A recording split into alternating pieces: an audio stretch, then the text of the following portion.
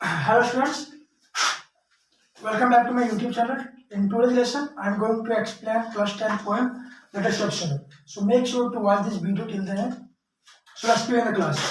First, we have to look at the stanza. There are two stanzas in which we have to focus on. Let's start. तो क्या देखो यहाँ पर the destruction हो, हम लोग पढ़ने जो जा रहे हैं वो क्लास 10 का फर्स्ट पोएम है द डिस्ट्रक्शन। और द डिस्ट्रक्शन का मीनिंग जो होता है वो होता है particles of snow. Particles of snow. Article का क्वेश्चन आएगा कि डिस्ट्रक्शन का मतलब क्या होता है, तो हम लोग लिखेंगे particles of snow, five particles of snow. ठीक है, उसके जो कवि है, पोएट जो है वो कौन है? Robert Frost. तो रॉबर्ट फ्रॉस्ट ही इस पोएम को कंपोज किए हैं, लिखे हैं। ठीक है, तो लेट्स स्टार्ट। मतलब ये जो पोएम जो है ना, ये हम लोग को इसके बारे में बहुत सारे अंधविश्वास जो होता है, बहुत सारी चीजों में विश्वास जो होता है, उस चीजों के बारे में ही बताना चाह रहे हैं रॉबर्ट फ्रॉस्ट। जैसे कि देखो, जब हम लोग कहीं जा रहे होते हैं और बिल्ली रास्ता क्रॉस कर देती है तो हम लोग नहीं जाते, है ना, सोचते हैं कि शुभ हो गया, मतलब काम नहीं बनेगा, है ना। तो इन चीजों पे बहुत सारी चीजें जो होती है जो हम लोग विश्वास कर लेते हैं और हम लोग गलत मानते हैं, बुरा मानते हैं, बुरा का प्रतीक मानते हैं, है ना, अशुभ मानते हैं। तो इसी को एक्सप्लेन करते हुए रॉबर्ट फ्रॉस्ट ने इस पॉइंट को लिखी है। ठीक है, तो लेट्स स्टार्ट द पॉइंट। क्या है देखो, the way a crow shook down on me the dust of snow from a hemlock tree। मतलब यहाँ पर बोल रहा है, यहाँ पर समझ सकते हैं कि रॉबर्ट फ्रॉस्ट जो है ना सैड मूड में। कौन से मूड में? सैड मूड में। पता चल जाएगा कि इतना से पढ़ने के बाद कैसे पता चल रहा है कि सैड मूड में है। तो बाद में यहाँ पर लास्ट जो सेकंड स्टैंजा है उससे पता चल जाएगा। उससे पहले हम थोड़ा सा बताना चाहते हैं कि हेमलॉक ट्री जो है, हेमलॉक ट्री जो है वो एक पॉइजनस ट्री है। कैसा ट्री है?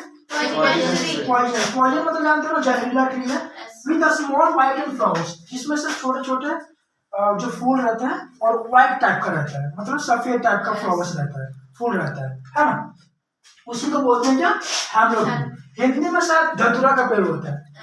ठीक है, और रियूड मतलब होता है हैड एंड रिग्रेट, मतलब पछतावे में रहना। तो क्या हम लोग पॉइंट को स्टार्ट करें? Yes sir. तो क्या देखो, the way a crow shook down on me। Crow मतलब क्या होता है?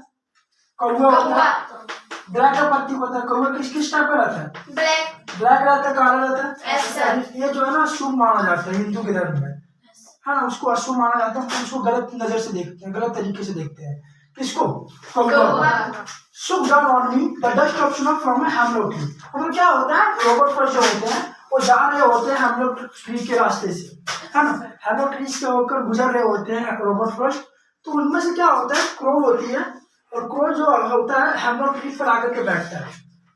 मतलब वहां पर जो है ना स्नो जो है, बर्फ जो है ढका पड़ा है पूरा, मतलब जो एरिया जो है किसे कवर्ड है? स्नो से, बर्फ से।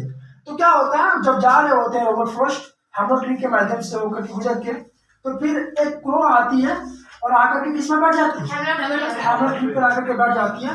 और उनमें से जो है ना कुछ जो बोल सकते हो धूल या कण, मतलब उसका कुछ पार्ट, कुछ भाग, अशुभ का कुछ भाग उसके सर, मतलब उसके सर पे या बोल सकते हो उसके बॉडी पे गिरता है।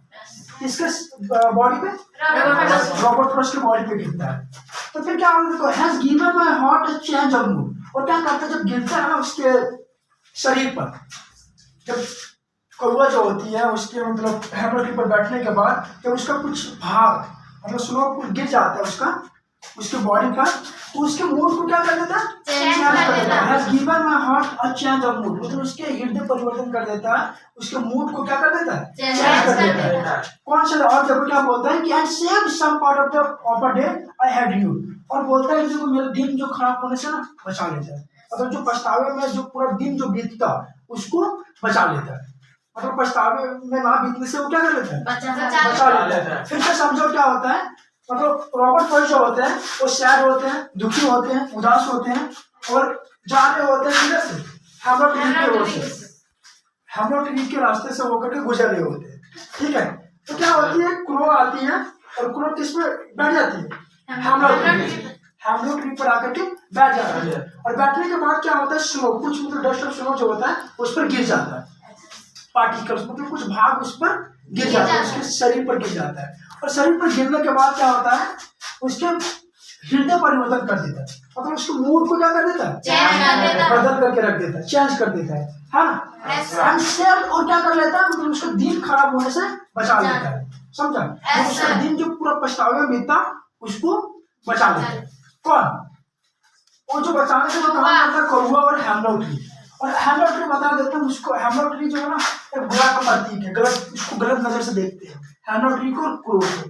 तो यहाँ पर रॉबर्ट फ्रॉस्ट का मैसेज ये है कि देखो नेचर का जो जितना भी बना चीजें है ना वो कोई मतलब ये कभी गलत नहीं हो सकता है, बुरा नहीं हो सकता है, और क्या बोल सकते हो मतलब अशुभ नहीं हो सकता।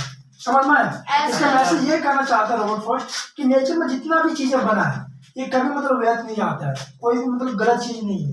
ये हम लोग पे डिपेंड करता है, it depends on our perception, how we look at the things. समझा?